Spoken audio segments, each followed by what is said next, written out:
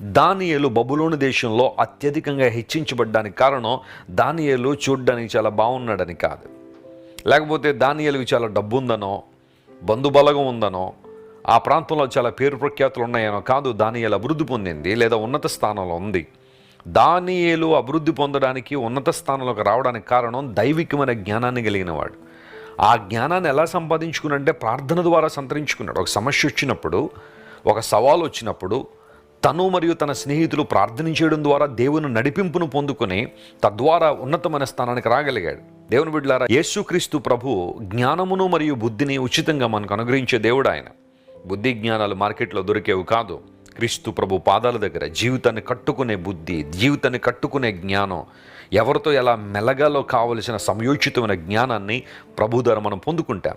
నేను ప్రార్థిస్తున్నాను మరియు కోరుతున్నాను, ఈ వాగ్దాన సందేశాన్ని వీక్షిస్తున్న మీ అందరినీ కూడా దేవుడు తన ఆత్మ ద్వారా నింపి, తన జ్ఞానముతో నింపి, తన బుద్ధితో నింపి సర్వ సంపదలను మీ జీవితంలో కృమ్మరించాలని కోరుతున్నాను. ఈ వాగ్దానాన్ని క్లెయిమ్ చేసుకుని ప్రభువును స్తుతించండి, దేవుని సన్నిధిలో ప్రార్థించండి, మీ బిడ్డల కోసం కూడా ప్రార్థించండి. ప్రభువా, సర్వ సంపదలతో మా బిడ్డలను నింపండి అని మీరు ప్రార్థన చేయగలిగితే అసాధారణమైన అద్భుతాలు మీరు చూస్తారు.